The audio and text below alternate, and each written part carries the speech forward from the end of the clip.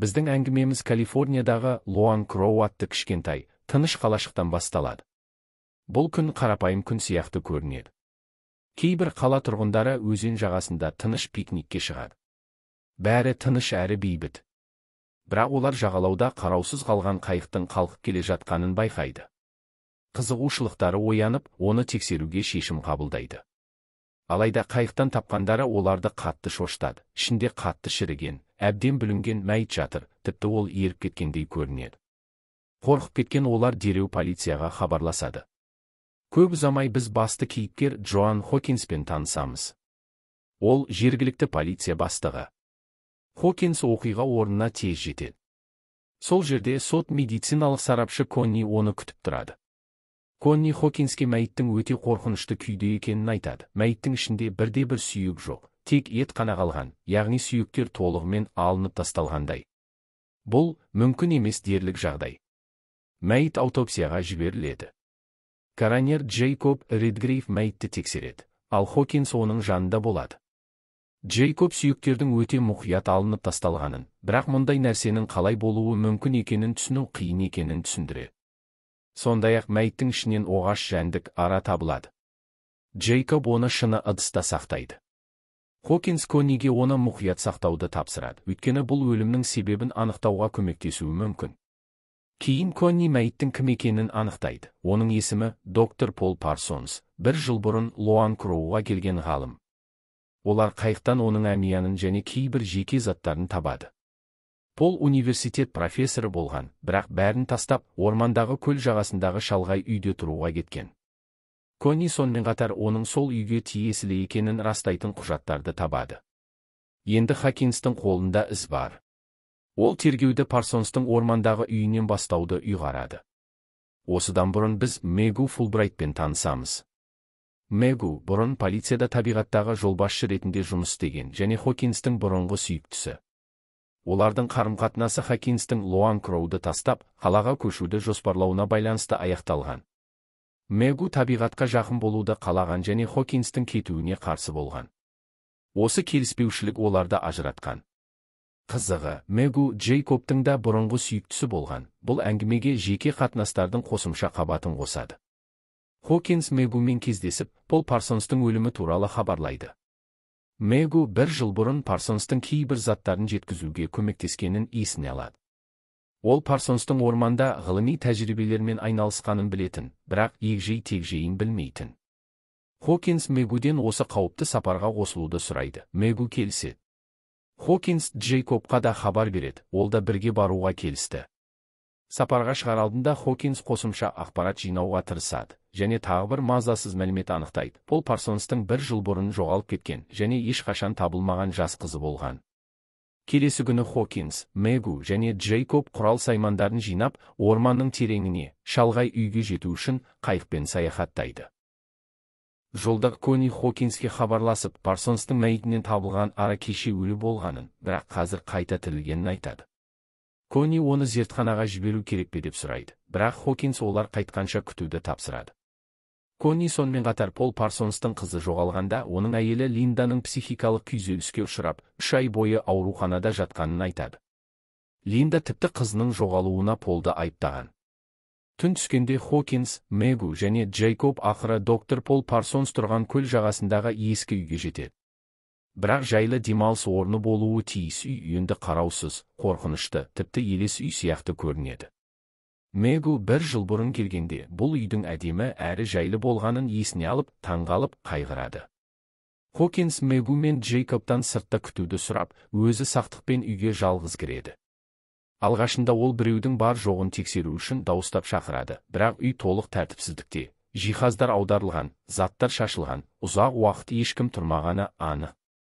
Іздеу барысында Хокинс оғаш әрі мазасыз детальдарды байқайды. Төбенің жоғарыдағы бөлігі қалыптан тыс қозғалады. Бұл бір түрлі нәрсенің бар екенін меңзейді. Хокинс есігі тығыз жабылған бір бөлмені табады. Хокинс есікті күштеп ашпауды ұйғарып, кеш болғандықтан, және олар орманның тереңінде болғандықтан, Мак пен Джейкобты кабинаға кіргізу үшін сыртқа шығады.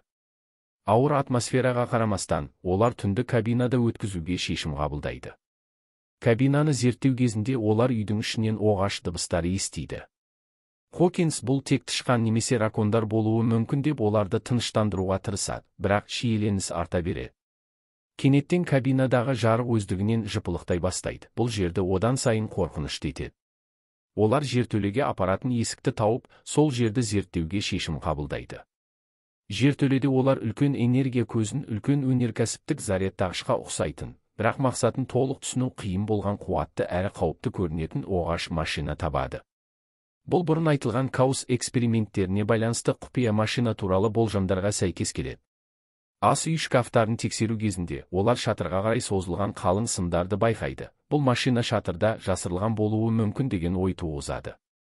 Хокинс бұған дейін құлыптаулы болған бөлменің есігі енді жұмбақ түрде ашық екенін байқап, достарына хабарлайды.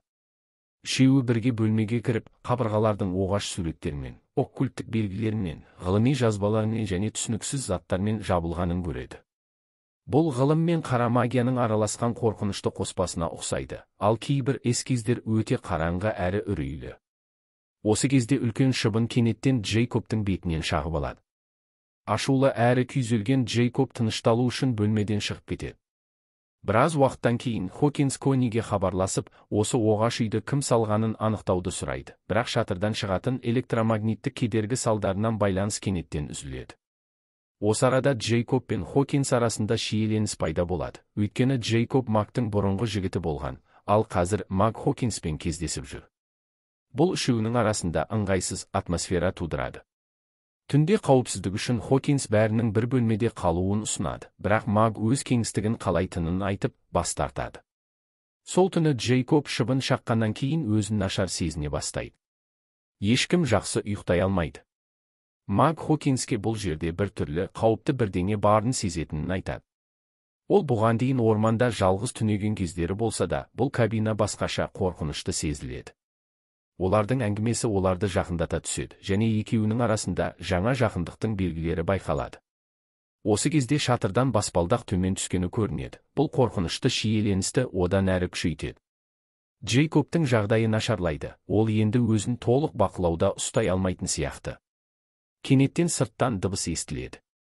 Олар тез киініп, қаруларын алып, сыртқа жүгіреді. Сол жерде мылтық ұстаған әйелмен бетпе-бет келеді. Бұл әйел доктор Кол Парсонстың әйелі Линда екені анықталады. Ол жоғалған күйеуін іздеп келген. Хокинс олардың полиция екенін және Колдың денесін өзен жағасынан тапқанын түсіндіреді. Линда олардың зиянсыз екенін түсініп, мылтығын түсіреді. Олар отырып сөйлеседі. Хокинс Линдадан бұл шалғай кабинаны қалай тапқанын сұрайды. Линда жеке агенттіктен ақпарат алғанын және кеше күйеуін іздеу үшін келгенін айтады. Осы кезде Маг кабинадағы жарықты қалпына келтіру үшін жертөлеге түседі. Сол жерде көрермендер оның артынан кішкентай қыздың елес силуетін көреді. Маг бұрылғанда қуыршақ тауып, оның маңызды екенін сезіп, оны өзімен бірге алып жүреді. Осы арада Хокинс Джейкобтың бөлмеде жоқ екенін байқап, оны іздеуге шығады. Ол жоғары қарағанда шатырдан оғаш әрекеттерді байқайды. Үшеуі шатырға жүгіріп шығады, және Джейкобты осыған дейін күдіктенген оғаш машинаның ішінде қамалып қалғанын көреді. Олар оны тез шығарады, бірақ Джейкоб өз-өзінде емес, аңғал және байланыссыз күйде. Осы шиеленісті сәтте Линда шатырдан жоғалған қызының дауысын естиді. Бұл жұмбаққа эмоционалды қабат қосады. Джейкобты машинадан шығарған соң Хокинс және басқалар одан машинаның қалай іске қосылғанын және шатырда не істегенін сұрайды. Джейкоб әлсіз әрі абдырап, ештеңе есінде жоқ екенін айтады. Осы кезде Линда оғаш машинаның алдында дірілдеп тұрады. Маг оған жақындап, бұл құрылғының не екенін сұрайды. Линда бұл бөлшектерді соқтығыстырушы екенін, күшті магнит өрісін жасауға арналғанын түсіндіреді. Ол бұл машинаның өте қауіпті, тіпті өлімге әкелуі мүмкін екенін ескертеді. Хокинс Линданы қорқынышты суреттер мен оғаш белгілерге толы бөлмеге алып барады. Линда қатты шошып, Колмен 10 жыл бірге тұрғанын, бірақ бұл бұрмаланған жұмыстың оған тиесілі емес екенін айтады. Ол Колды бір түрлі қараңғы күш басып алған деп санайды. Осы сәтте Хокинс құпия сөзбен қорғалған ноутбук табады. Ол Линдадан құпия сөзді ашуға көмектесуін сұрайды, бірақ олар әрекет етер алдында сыртта Кол Парсонстың тірі және қалыпты кейпінде тұрғанын көреді. Таңғалып, олар сыртқа жүгіреді, бұл елес емес екенін түсінеді. Линда ашу мен сатқындық сезіміне беріліп, Колдың бетінен шапалақпен ұрады. Кол тыныш қабылдап, мұның бәріне лайық екенін айтады. Үйге қайта оралған соң, олар отырып сөйлеседі. Хокинс Колдан қайда болғанын және не болғанын сұрайды. Олар Колдың өлді деп ойлап, денесін тапқанын айтады. Бірақ Кол тек күліп, машина немесе эксперименттері туралы тікелей жауап беруден жалтарады. Осы уақытта полиция бөлімшесінде Конни Хокинспен байланысуға тырысады. Ол алаңдатарлық нәрсе байқайды. Бұрын өлі табылған ара тіріліп қана қоймай, 2 есе көбейген. Бұл Колдың оғаш машинасымен байланысты екенін меңзейді. Сол кезде Джейкобтың жағдайы нашарлайды. Оның денесі қорқынышты түрде өзгере бастайды. Тырнақтарының үстіне жаңа тырнақтар өседі, қосымша тістер пайда болады, тіпті сүйектер қабаттанып өседі. Ол машинаның әсерінен тез мутацияға ұшырайды. Хокинс Колдан сұрауды жалғастырады, бірақ Кол нақты жауап беруден бас тартады. Линда одан неге жоғалып кеткенін тікелей сұрағанда да, ол тек түсініксіз, шатастыратын жауаптар береді. Осы кезде Джейкоб Колдың бұйрықтарын орындап жүргендей, оның ақыл ойы басқарылып жатқан сияқты болады. Кейінірек Линда Джейкобты тексеруге барғанда, оның денесінің қатты мутацияға ұшырағанын көріп қорқып кетеді. Ол Хокинс пен Макқа жүгіріп барып, Джейкобтың қорқынышты өзгерісін көрсетеді. Бәрі дүрбелеңге түсіп, дереу кетуге шешім қабылдайды. Бірақ сыртқа шыққанда, олар келген қайықтың жоғалғанын байқайды. Хокинс Колға күдігін арта түседі, әсіресе Кол оғаш, мазасыз пікірлер айтқанда. Ашуға булыққан Хокинс Колды ұрып, жерге құлатып, қауіпті болдырмау үшін оны кісендейді. Линда жақын маңдағы лагерді тексеруді ұсынады. Онда шығу жолы немесе көмек болуы мүмкін деп ойлайды. Хокинс пен Мак келісіп, лагерге барады. Ол жерде көптеген жабдықтар мен заттар табады, бірақ ішінде бірнеше бүлінген, өлі денелерді де көреді. Қатты шошып қорқып, олар тез шығады. Сыртта Мак стресстен және қорқынышты көріністен құсады. Хокинс оның жанында болып жұбатады. Осы осал сәтте Мак жүкті екенін айтады. Кабинда Линда Колмен жалғыз қалады. Ол шындықты біріктіре бастайды және Колдың көптеген қараңғы құпиялар жасырғанын түсінеді. Ол ноутбукты Колдың оған Тинкербелл деп қойған лақап атымен ашады. Ноутбукта қорқынышты бейнелер табылады. Кол машина арқылы көптеген адамдарға эксперимент жасаған. Әркім машинаға кіргенде ішінде зұлым, жынды нәрсе өскен. Колдың өзі де машинаға кіргені, ал бастапқыда табылған бүлінген дене шын Колдың денесі екені анықталады. Қазір олардың алдында тұрған Кол, машинадан туған құбыжық нұсқасы. Шок боларлық бұрылыста Колдың өз қызын осы қорқынышты эксперименттің бір бөлігі ретінде құрбан еткені белгілі болады. Осы кезде Кол Линданы бөлмеге қамап, оның араласуына жол бермейді. Хокинс пен Мак қайтып келгенде Колдың жоғалғанын көреді. Хокинс Макқа сыртта күтуді айтып, қаруын дайындап, үйге сақтықпен кіреді. Ішеріде Джейкобтың денесі бөлшектеніп, ішінен қорқынышты, мутацияға ұшыраған тіршілік шығады. Джейкобтың қалдықтарынан қорқынышты тіршілік шығып, Хокинске шабуыл жасайды. Хокинс өмір сүру үшін жанұшыра күреседі. Дәл осы сәтте Мак қарумен жүгіріп кіріп, тіршілікті атып өлтіреді. Осы қорқынышты оқиғаны көрген Хокинс бұл түсті тоқтату үшін машинаны жою керектігін түсінеді. Ол Макты қауіпсіздік үшін сыртқа жіберіп, бензин мен қолдан жасалған жарылғыш заттарды пайдаланып машинаны жарып жіберуге дайындалады. Осы кезде Линда бөлмеден балтамен шығып, Колды өз қолымен өлтіруге бел буады. Бірақ жертөлеге жеткенде ол машинаның ішінде қызының елесін көреді. Эмоцияға беріліп, өзін ұстай алмай, Линда машинаға кіріп, оның зұлым күшінің тағы бір құрбанына айналады. Сыртта Колдың эксперименттерінің бұрынғы құрбандары, мутацияға ұшыраған адамдар орманнан шығып, үйге қарай баяу жылжи бастайды. Мак орнында тұрып, барынша көп мутацияны атады, бірақ олар басым күшпен келе береді. Жертөледе Хокинс бензин тауып, оны шатырға алып шығады, онда Кол оны күтіп тұр. Осы кезде Линда толықтай өзгеріп, Мак оны жүрегі жарыла атып өлтіруге мәжбүр болады. Шатырда Хокинс пен мутацияға ұшыраған Кол арасында қатыгез ұрыс басталады. Кол Хокинстің екі саусағын тістеп алады, бірақ Хокинс металл таяқшаны алып, Колдың басын ұрып жібереді. Сол сәтті пайдаланып, Хокинс шатырды өртеп жібереді. Жалын тез тарайды. Хокинс Макқа қашуды айғады. Мак шығып үлгереді, бірақ Кол Хокинсті ұстап, оның кетуіне жол бермейді.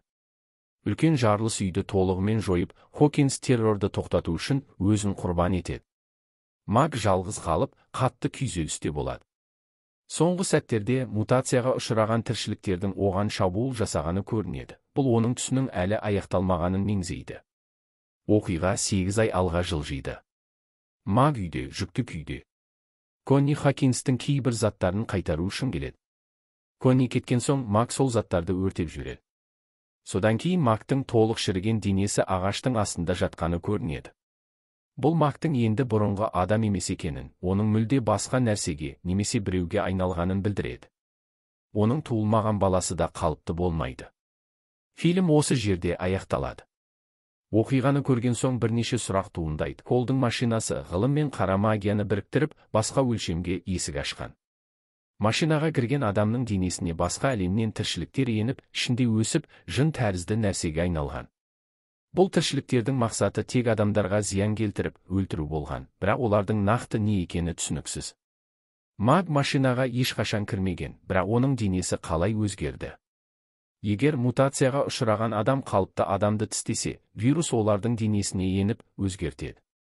Егер Хокинс тірі қалғанда да Колдың тістегеніне байланысты өлер еді. Енді бәрі Магқа байланысты. Ол әлемге қандай қирату әкеледі?